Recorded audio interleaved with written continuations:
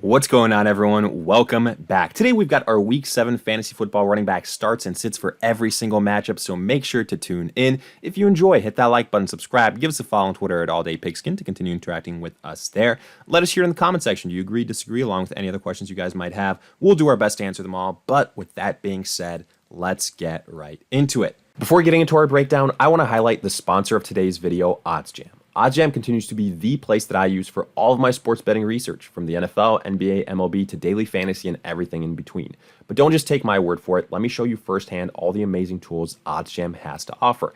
Starting with their positive EV tool, which identifies situations where a single sportsbook has mispriced their line compared to the rest of the market. They're basically willing to pay a lot more so that you bet with them compared to the other sportsbook. At the end of the day, you're getting the best odds, essentially a mathematical edge and guaranteed money in the long run. But also available is OddsJam's arbitrage tool, which shows situations where the market is so mispriced that you can bet on both sides and guarantee a risk-free return. OddsJam's calculators show you exactly how much you have to bet on the over and under and what the respective guaranteed risk-free return would be. There's also OddsJam's Sportsbook tool, which consolidates all available market info, over 200 sportsbooks, and provides updates in real time and allows you to see line movement. But my personal favorite is their Fantasy Optimizer tool, which is great for those using Prize Picks, Underdogs, or other daily fantasy sites, as you get to see discrepancies between all of these sportsbooks. Imagine, Prize Picks has a Patrick Mahomes line at 200.5 passing yards, and all other books like FanDuel and Underdog have this line at 230 passing yards. Well, getting the over 200.5 on Prize Picks would be an absolute steal. Guess what? OddsJam does that for you. And the good news is, if you sign up today and use our code PIGSKIN, check the link and promo code in the description of this video, you will get 25% off your first month.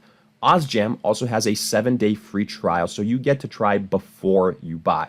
So don't waste any more time and sign up for OddsJam using our code PIGSKIN today. Now, we kick off Week 7 on Thursday with the Jaguars at the Saints, and honestly, from a running back perspective, this is a decent matchup. I think you can comfortably start both Travis Etienne and Alvin Kamara. I will say I think Etienne's going to have a little bit of a tougher time compared to what he's done these last few weeks versus this stingy Saints defense. But the way he's been playing, the utilization, what he's been able to do as a pass catcher, you continue to start him. I think, as opposed to maybe a low-end running back 1, a high-end running back 2, he'll be flirting with the mid to high-end running back 2 finish. And then for Kamara, as long as he's getting that pass catching work in PPR, he's been very, very valuable. I think he can be a low-end running back 1. I will say, however, we have opened the window to potentially Jamal Williams returning to the Saints offense. So that is going to put a hamper on Kamara's upside to some extent. And, we still don't know if he's going to play Williams, that is, this week, but he's going to be a popular potential waiver wire addition. Keep that in mind. I wouldn't be starting him as long as Alvin Kamara is healthy. I think he's clearly going to be the 1B to the 1A of Alvin Kamara, but he becomes a very valuable handcuff at this point in time. I still think Kamara will be very valuable in PPR formats, but he will take a hit in those standard scoring formats. Then Falcons at the Buccaneers. I mean, Bijan Robinson here is the best play. I will say Tyler Algier has kind of frustratingly been getting similar carries to Bijan these last couple of weeks, but in the passing attack, Bijan Robinson has been dominating in that category. That's why, again, in PPR formats, worst case scenario, he's like a high-end running back 2, and then as soon as he finds pay dirt, he's in that RB1 category. For the Buccaneers, Rachaad White, the volume has been there. You expect, the success to come. These last couple of weeks, it's been tough matchups. That's been the problem with the Buccaneers schedule. They had a little stint where it was easier, it was simpler, but now, they've played some tough opponents. Now I think, however, it's kind of turning a little bit. The Falcons don't really scare me too much in that category. I think he can be decent, but he will be, to some extent, a boom or bust running back 2. Then Raiders at the Bears. You're going to start Josh Jacobs here. I think he's going to absolutely feast versus this Bears defense. Could potentially have one of his best games of the entire year. To me, he is a locked-in top 10 running back on the week. Then for the Bears, Roschon Johnson, I anticipate that he will play, coming back from a concussion. If he doesn't, I think you can plug in Deonta Foreman again. Yes, the Bears will be without Justin Fields, but that can actually open some things up here for the actual running backs on the team, give them some more opportunities. I will say, if Roschon and Deonta Foreman are both available, Roschon will probably be the number one guy. And in that case, I would sit Foreman, and I think Roschon Johnson can also have a serviceable game. We'll see what this Bears offense looks like for an entire game without Justin Fields. But either way, I think the opportunities will be there. I think Roschon could be, again, similar maybe to a Rachaad White. He'll be a boom or bust running back too. Afterwards, Browns at the Colts. This is probably one of the tougher games for me to identify and to go with and confidently say which running backs to go with, because there's a little bit of a duo here. For the Browns, you've got Jerome Ford and Kareem Hunt. I think versus this Colts defense, you can argue to start both of these guys. I really do.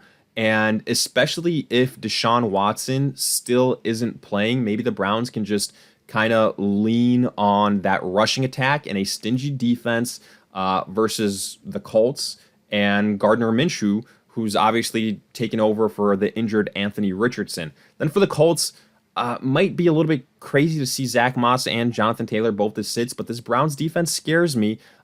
And on top of that, we still haven't seen Jonathan Taylor flipped to be 100% the primary ball carrier. If last week we saw Taylor have 20 carries and Zach Moss have, less than 10, it'd be a different situation. And I know it is game script dependent, obviously, but I don't think all of a sudden the Colts are going to be a super positive game script here versus the Browns. That's why I think actually the Colts duo, even though you could argue are bigger names, you sit them and you take the chance on the Browns. I think Jerome Ford is the preferred option, and then Kareem Hunt maybe in those PPR scoring formats if you need a flyer at the flex position. Then Commanders at the Giants. I'll start Brian Robinson and Saquon Barkley. Barkley, finally returned last week. It seems like that time off did him well, and the Commanders defense doesn't scare me at all. So I think Barkley, again, could have potentially his best game of the season here. So to me, he's a top 10 running back. Just kind of depends how the game script goes, right? But the upside is definitely there for the Commanders. Giants don't scare me either, so I think Brian Robinson, even though the rushing attempts haven't necessarily been there these last couple of weeks, I think that Brian Robinson can have a successful outing. I think he'll be a low to mid-level running back too, and then I'm just sitting Antonio Gibson. Afterwards, Lions at the Ravens. So here, David Montgomery injured again. Tough to see because he was on a great run. If Jahmyr Gibbs returns, which hasn't been the case for the last 2 weeks, I'm going to go with him. I'm not going to get cute with Craig Reynolds.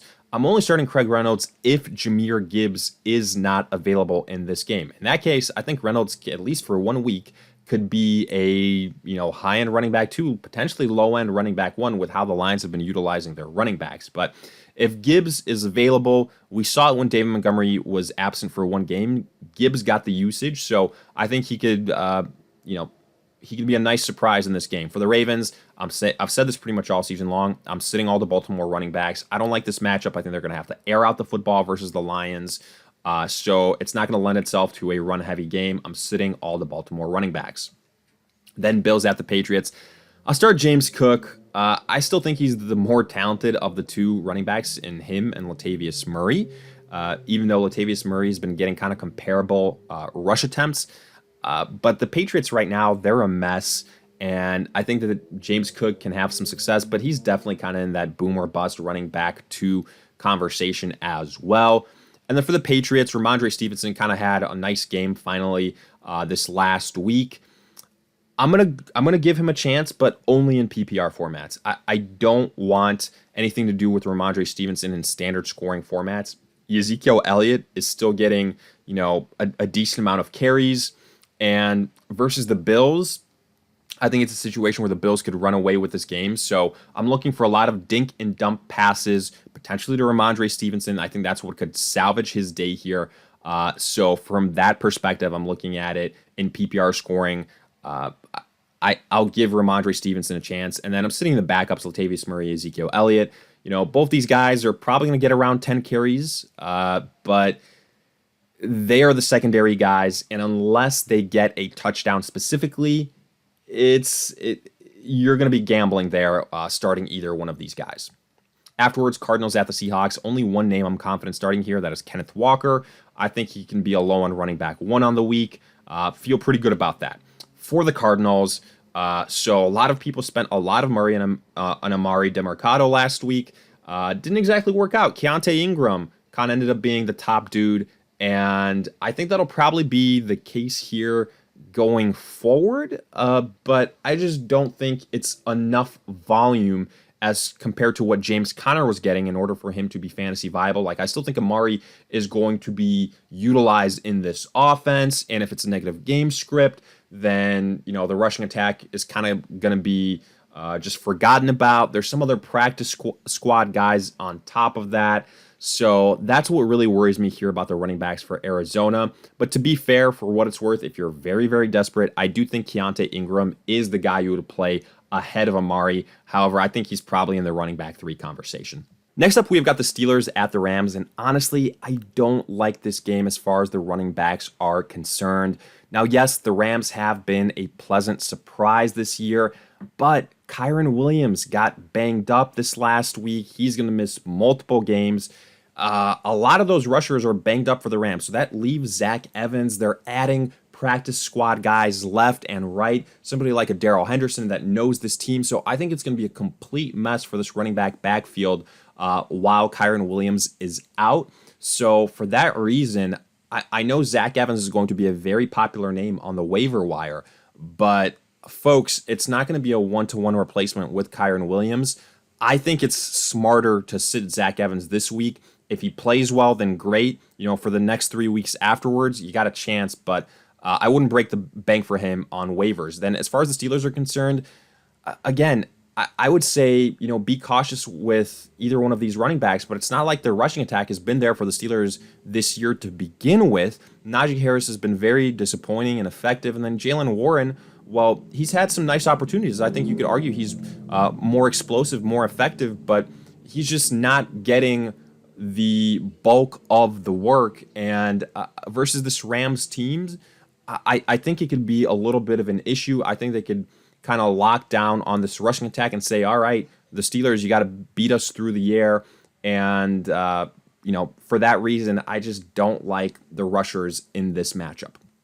Then Chargers at the Chiefs. This one's simpler. Austin Eckler, you start him. I know he wasn't sensational in his first game back from injury, but don't worry, it'll come. He is a top 5 running back, especially in PPR formats. And then for the Chiefs, Pacheco has been pretty good. I think he is a high-end running back too, and I don't see that changing versus the Chargers. Afterwards, Packers at the Broncos. Only one name I want to start here. That is Aaron Jones. This Broncos defense stinks, and I think this is exactly what the doctor ordered for the Packers. I think they can get back on track here, and Aaron Jones is going to have a big game. However, I'm sitting A.J. Dillon. I think when Aaron Jones is healthy, A.J. Dillon is just kind of an afterthought. And then for the Broncos, a little surprise there. I know Javonte Williams is back, but to me, all the Denver running backs are still sits. So regardless of kind of the matchup, there's just too many guys there. Neither of them are anything all that special, so they're all sits. Then Dolphins at the Eagles. I'll start the top 2 guys here. Raheem Mostert coming off a huge performance. We told you that'd be the case versus the Panthers. Temper the expectations versus the Eagles, but still, I think he could be an RB1 on the week. I think it's going to be a high-scoring affair, so there's that. And then for Philly, DeAndre Swift. He's the number 1 guy. Forget about Boston Scott, Kenneth Walker, etc. DeAndre Swift. These are the top 2 names to know. And I think, both these guys, in what I imagine could be one of the highest-scoring games of the week, have, at worst-case scenario, I think low-end RB1 type of potential. Then 49ers at the Vikings. This one's a little bit tough. We won't know until Monday night whether Christian McCaffrey is poised to play or not, dealing with an oblique injury. I've seen a lot of different things, so I'll just leave it at this. If it's trending towards Christian McCaffrey playing, then obviously you start him regardless of, the injury designation.